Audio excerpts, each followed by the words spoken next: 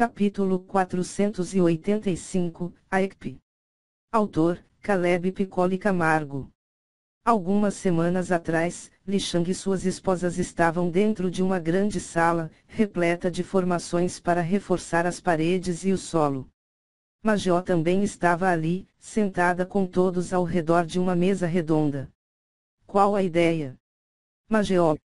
Liu Mei que teve a ideia, é melhor ela explicar, Li Shang. Bom, nós temos dois problemas para combater as bestas demoníacas da dungeon. O primeiro é o fato delas serem feitas de pura mana, sendo assim, usar as 5 transformações da natureza traz um gasto colossal para as nossas reservas de Ki. Já as energias são melhores nisso, mas somente aquelas com poder destrutivo conseguem se opor à mana, do contrário, são repelidas por ela. Além disso, por ser um local fechado, é complicado usar golpes com muito poder destrutivo, Liu Mei. Major afirmou com sua cabeça, ela estava correta, mesmo alguns podendo comandar energias e as usar em golpes, o problema maior estava na capacidade destrutiva colossal que tais ataques geravam e que poderiam reverberar por todo o local, causando danos no próprio atacante. O segundo problema é que as bestas demoníacas têm uma joia de mana e as mais poderosas são capazes de movimentar o núcleo por seu corpo, fazendo com que elas consigam se regenerar, levando a joia o mais próximo possível dos ferimentos, Liu Mei. Realmente, esse é um problema. Para matarmos uma besta desse tipo, temos que causar um dano irreparável ou destruir a joia de mana, ou o Hanshi. Sim, mas apenas com o golpe de Ki concentrado de vocês que fomos capazes de fazer isso, Mingia. Bom, mas então qual a solução? Major. Um sorriso dançou nos lábios de Liu Mei. Eu pensei em criar uma arma de explosão controlada de poder extremo, Liu Mei. Nós abreviamos para ECP, disse Xiziun rindo. Todos riram um pouco, mas rapidamente voltaram a atenção à explicação. Bom, os humanos comuns, aqueles que não utilizam Ki, há muito tempo fazem uso de pólvora para criar canhões e armas menores, capazes de impulsionar projéteis a velocidades imensas, para assim travar suas guerras, caçar e defender-se, Liu Mei. Sim, isso é comum, mas apesar do poder real destas armas, são funcionais somente com aqueles no Dao da integração. Qualquer cultivador no Dao do espírito consegue facilmente proteger-se de projéteis e balas de canhões, Major. Claro, mas e se nós pudéssemos fazer uma arma que use Ki em vez de projéteis metálicos, Li Shang? Isso já foi tentado, mas até hoje, funcionou apenas com mana, nunca conseguiram com Ki, Major. Por quê? Xiziun. A mana é uma energia, o que não, ele é mais fraco e mais volátil, é complexo demais controlar uma explosão de Ki, da mesma forma que é causá-la, Major. Mas isso não faz sentido. Não seria mais complexo fazer isso com uma energia? Ou Hanshi? Não necessariamente, o que é feito de partículas energéticas leves e as energias de partículas energéticas pesadas, sendo assim, o que é muito mais frágil e fácil de sofrer alterações, do que a energia. A dificuldade da mana está em manipular ela e dar as características que você quer para o projétil, Mingia. Exatamente. Sendo assim, como vocês querem fazer isso? Major. Ouro celestial, Liu Mei. E onde vocês vão achar isso? É um dos metais mais raros e resistentes de toda a existência, Major. Um sorriso passou nos lábios de Li Shang. No instante seguinte, ele moveu sua mão e um pedaço de ouro celestial do tamanho de uma pessoa adulta caiu sobre a mesa. Major arregalou os olhos e não podia estar mais surpresa. Que? Onde você conseguiu isso? Major. Faz bastante tempo já, disse Li Shang sorrindo. Se nós usarmos ouro celestial para confeccionar a arma em si, poderemos ter uma estrutura resistente às explosões internas. Além disso, os projéteis poderão ser seados com cápsulas de diamante refinado, Liu Mei. HM. Certo, mas a quantidade de Ki ainda não continua um problema. Major. Sim, mas isso será resolvido com formações no corpo da arma, as quais sugarão o Ki do local, Liam May. Mas nas dungeons a concentração de Ki é zero, Mageo. Elas terão dois modos, Ki externo e Ki interno. O Ki interno será gerado pelo próprio cultivador, ou seja, ele enviará Ki para a arma e assim abastecerá a mesma. No outro caso, o Ki externo será para um lugar onde tenha-se acesso a grandes quantidades de Ki na atmosfera, ou Urhanshi. Mas o problema não persiste. Mageo.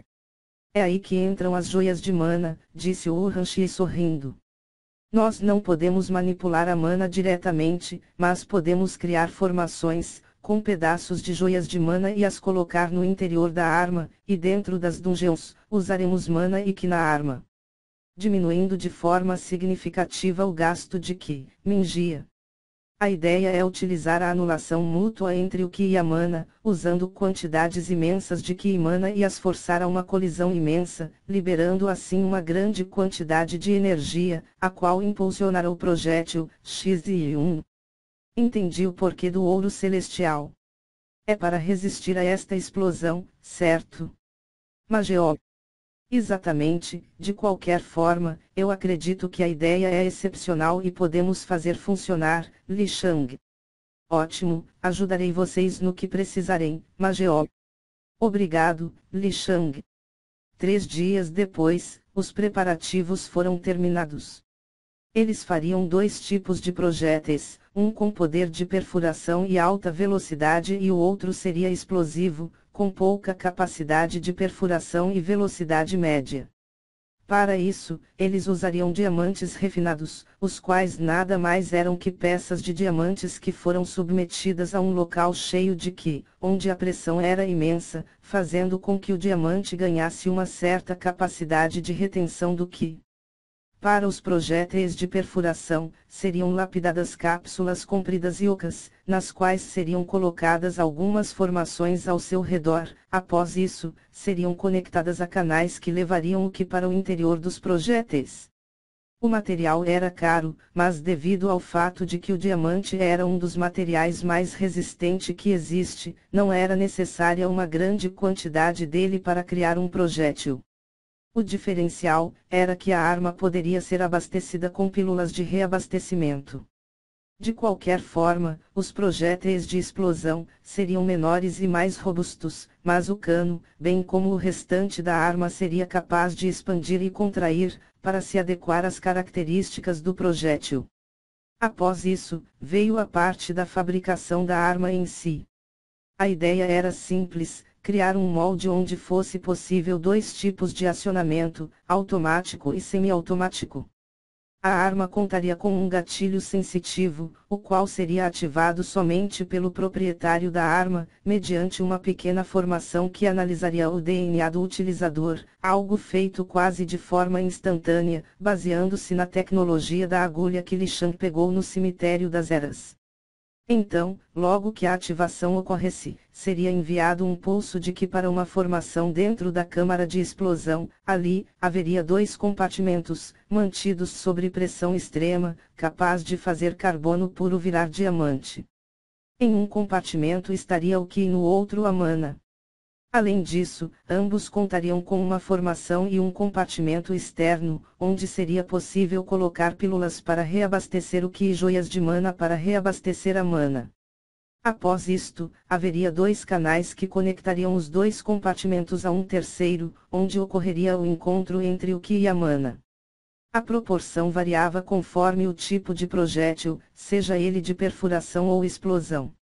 O recarregar de projéteis ocorreria de forma diferente. Em cada arma, seriam feitas formações espaciais, como nos anéis de armazenamento.